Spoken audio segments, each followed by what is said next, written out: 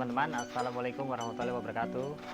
Berjumpa lagi dengan saya di channel Qatar Berpam. Gimana kabarnya teman-teman? Tentu baik-baik saja ya. Oke, di video kali ini saya akan membahas bagaimana agar burung kita cepat bertelur setelah mabung ya teman-teman. Nah, di sini saya akan sedikit berbagi ya teman-teman. Sebenarnya caranya sangat mudah ya teman-teman. Bagaimana kok setelah mabung bisa sampai cepat produksi, nanti saya kasih tahu sedikit ya caranya. Dan di video ini juga nanti saya akan membahas pertanyaan dari teman-teman kita ya. Ada yang bertanya, Om, apakah aman meloloh anakan murai batu atau sindilan murai batu menggunakan tele-tele, dan apakah aman untuk indukan murai batu dalam waktu jangka panjang menggunakan tele tersebut. Terus ada juga, Om, gimana kalau misalkan burung mabung dipisah atau tetap di kandang ternak disatukan seperti ini? Oke ya, hanya itu yang pertama kita bahas dulu ya, dua pertanyaan itu. Dan begini ya teman-teman, karena di sini saya menggunakan tele ya untuk pakan pokoknya. Jadi setelah mabung itu cukup dijor dengan aja ya. Kalau saya kan hanya jangkrik ya atau ulet. Nah, itu cukup diberikan jangkriknya agar agak ditambah lebih banyak lagi ya dari settingan-settingan yang biasanya. Misalkan pagi kita kasih itu 30 sampai 40 ekor jangkrik. Nah, itu sorenya kita kasih lagi sekitar ya 30 sampai 40 lagi ya. Nah, itu insya Allah dalam waktu beberapa minggu atau hari lah. Nah, itu nanti burungnya cepat produksi ya. Kalau di saya itu seperti itu ya teman-teman, karena saya menggunakan pelet lele, jadi nggak full EF gitu. Jadi kita kasih agak banyakan jangkriknya atau EF-nya, nah dia langsung cepat produksi, ya, cepat naik birahinya gitu ya teman. Ya kalau kita perhatikan lebih cepat gitu dibanding full EF. Soalnya saya pernah juga itu full EF, jadi burung itu setelah mabung itu lama, menunggu sampai 2 bulan 3 bulan baru produksi. Nah kalau ini enggak, jadi karena dia kebiasaan pakan pokoknya itu pelet lele, nah jadi ketika kita jor EF-nya itu, nah dia cepat produksi gitu teman-teman ya, cepat naik birahinya. Jadi hanya itu saja ya teman-teman, agar burung kita itu cepat produksi kembali pasca mabung ya. Dan untuk pertanyaan teman-teman kita yaitu tentang aman atau tidak pemberian pelet lele untuk burung lolohan dan burung indukan ya. Jadi kalau untuk burung lolohan ya, kalau menurut saya itu aman ya teman-teman. Soalnya saya juga udah lama menggunakan pelet lele ini ya. Nah, untuk indukan gimana Om? Nah, kalau untuk indukannya saya kira aman juga ya. Soalnya saya sudah kurang lebih 4 tahun ya itu menggunakan pakan pelet lele untuk burung-burung indukan ya di peternakan saya ini. Jadi kalau menurut saya aman ya teman-teman. Dan untuk pertanyaan yang berikutnya mengenai burung mabung dipisah atau tidak. Nah, kalau itu saya kembalikan kepada teman-teman sebenarnya ya. Kalau mau dipisah bagus, nggak apa-apa. Dan kalau mau disatukan sampai dia selesai mabung juga nggak apa-apa. Nah, ya memang kadang-kadang beda-beda cara ya di setiap penangkaran itu. Mungkin ada yang dipisah dan juga ada yang tetap disatukan ya.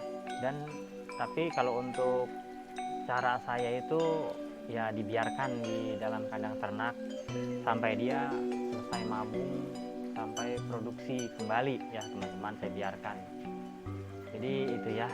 Dan di sini saya mohon maaf ya teman-teman apabila saya di sini menggurui, dan tapi itu bukan maksud saya ya, karena teman-teman nanya ya. Jadi seperti itu ya. Kalau untuk cara saya ya tetap ya di dalam kandang ternak, tidak dipisah-pisah ya. Mungkin kalau teman-teman ingin dipisah ya silakan, tidak menjadi patokan ya teman-teman, itu kembali kepada teman-teman semua maunya kayak gimana, itu nggak apa-apa ya. Cuma kalau misalkan dipisah, nah itu agak lama nanti ya dijodohkan lagi, ya mungkin nggak langsung produksi dia, karena dia ya seperti baru lagi ya, ketemu pasangannya baru ya, kembali baru lagi, jadi agak lama dia adaptasi, istilah kata pengenalan dulu. Nah kalau tidak dipisah, tetap di kandang ternak, itu dia selesai produksi,